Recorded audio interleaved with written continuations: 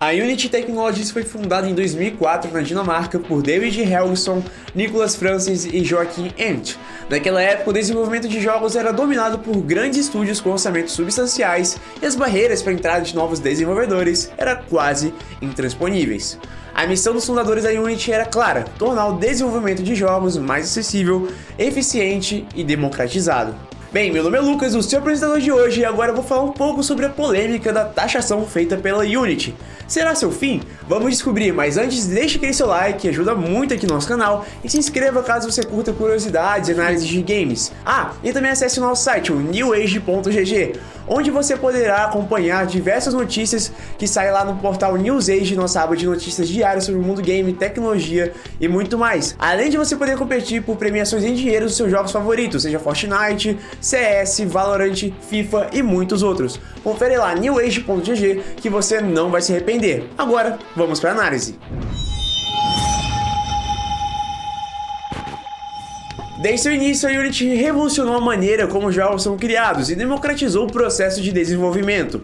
Sua plataforma ofereceu uma série de recursos essenciais, incluindo mecanismo de física sólida, suporte multiplataforma e uma vasta biblioteca de ativos e plugins. Isso permitiu que desenvolvedores de todos os tamanhos criassem experiências interativas de alta qualidade. A história da Unity em si é repleta de exemplos impressionantes de seu impacto. Grandes títulos como Cuphead, desenvolvido pelo estúdio MGHR, usaram a Unity para criar seus visuais únicos e desafiadores. Da mesma forma, Hollow Knight, criado pela Team Cherry, é outro jogo indie de sucesso que utilizou a Unity, conquistando assim um público fiel e as críticas. Além disso, a versatilidade da Unity permitiu o desenvolvimento de jogos multiplataforma. Jogos de celular foram feitos aos montes usando essa engine. A Unity também desempenhou um papel crucial na popularização da realidade virtual e aumentada, oferecendo ferramentas e suporte para os desenvolvedores que desejavam criar experiências mais imersivas. Mas claro, o destaque ficou no cenário de jogos indie, onde a Unity abriu as portas para criadores que, apesar de não terem muita expectativa, sonhavam em criar suas próprias obras e espalhá-las pelo mundo. Inside e Limbo, ambos desenvolvidos pela Playdead, são exemplos de jogos indie que destacaram na cena global, beneficiando-se da capacidade da Unity. Esses jogos não apenas desafiaram as convenções do gênero, mas também provaram que pequenas equipes com ideias criativas podem competir de igual para igual com os gigantes da indústria. Mas se você está achando que a Unity só tinha capacidade de aguentar projetos pequenos, você está muito errado. Sua versatilidade se manifestou de maneira impressionante no desenvolvimento de jogos AAA. Títulos de renome mundial foram feitos na plataforma, como o próprio Pokémon GO da Niantic. Sim, aquele jogo de realidade aumentada para celular estourou em 2016 e já bateu mais de 5 bilhões de dólares em faturamento. O próprio Cuphead, que já citei, foi indicado a todos os prêmios possíveis, assim como Ori and the Blind Forest da Moon Studios e o Heart of Stone da Blizzard Entertainment, que tem aproximadamente 30 milhões de jogadores ativos atualmente. Esses são apenas alguns exemplos notáveis de jogos de grande sucesso que escolheram a Unity como sua plataforma de desenvolvimento. Esses jogos demonstram a confiança que grandes estúdios depositaram na capacidade da Unity de entregar gráficos de ponta, jogabilidade de mecânicas atuais, experiências de jogos de alta qualidade e, acima de tudo, a liberdade. E o que torna esse sucesso ainda mais impressionante é o fato de que a Unity era, em sua essência, uma ferramenta gratuita. Desenvolvedores podiam explorar, criar protótipos e lançar jogos sem o ônus de altas despesas iniciais. A licença gratuita da Unity tornou-se extremamente atraente para os desenvolvedores, independente do tamanho de seus estúdios, tornando possível competir de maneira eficaz com os gigantes da indústria. E claro, isso democratizou o desenvolvimento dos jogos, permitindo que uma ampla gama de talentos criativos prosperasse, assim tornando a Unity uma das engines mais conhecidas e procuradas pela comunidade. Além de ser gratuita, a Unity também oferecia uma forte comunidade de apoio, onde desenvolvedores podiam compartilhar conhecimento, aprender uns com os outros e acessar recursos valiosos como tutoriais e plugins. A plataforma tornou-se um hub para colaboração e inovação, impulsionando o processo da indústria como um todo. Lindo, né? Não é bem assim. A empresa anunciou recentemente mudanças em sua estrutura de preços que afetarão os desenvolvedores a partir de janeiro de 2024. Olha isso, de acordo com o anúncio, a Unity passará a cobrar uma taxa por instalação de jogos, justificando essa decisão com o argumento de que cada vez que um jogo é baixado, a Unity Runtime também é instalada.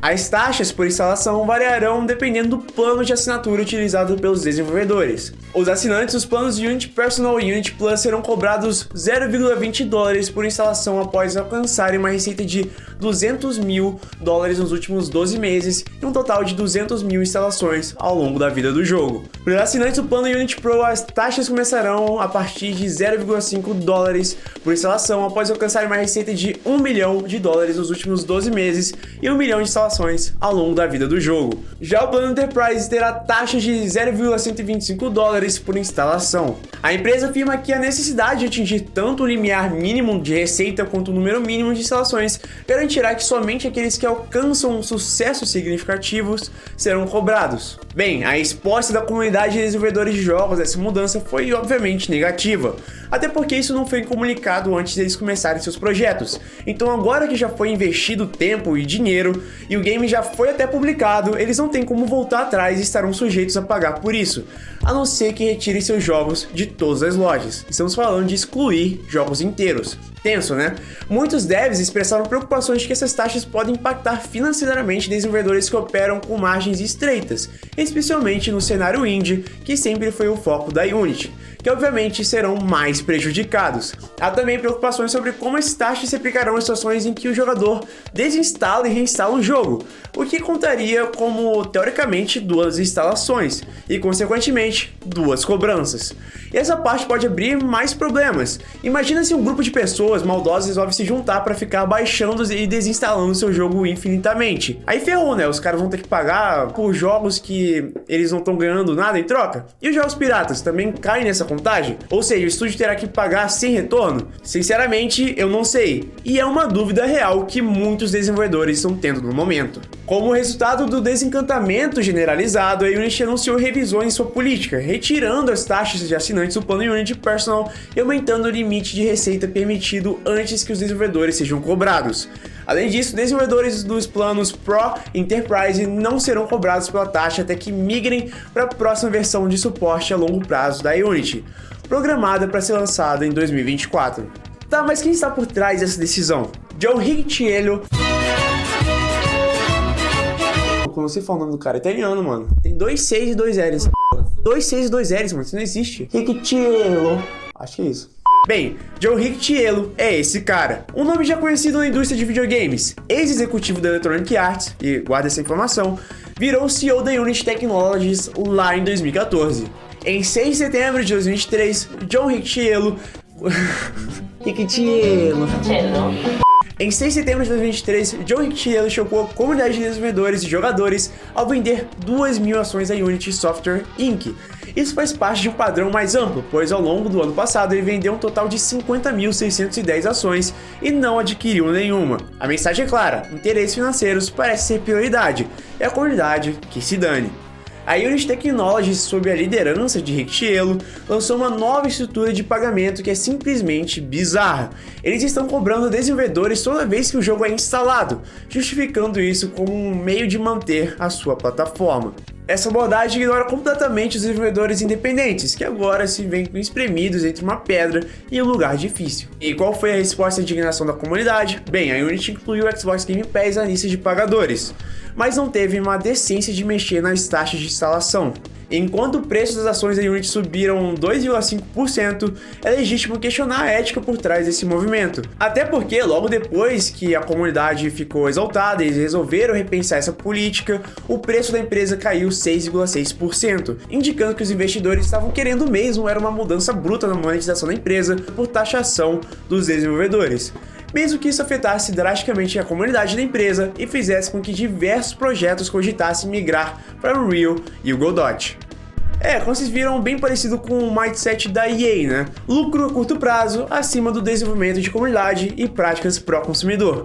Até parece que o CEO atual da Unity é ex-EA Games, né? Que coincidência. Bem, essa é a minha opinião e a minha análise sobre o assunto que pegou uma galera desprevenida na última semana e gerou tanta repercussão. Eu, pessoalmente, como um desenvolvedor de jogos, fico triste e simpatizo com os colegas que já começaram seus projetos no Unity e que não planejavam esse gasto repentino. Enfim, galera, comenta aí o que você acha dessa decisão da Unity, se ela foi acertada ou eles viajaram totalmente. Bem, por hoje é só, pessoal, e até a próxima!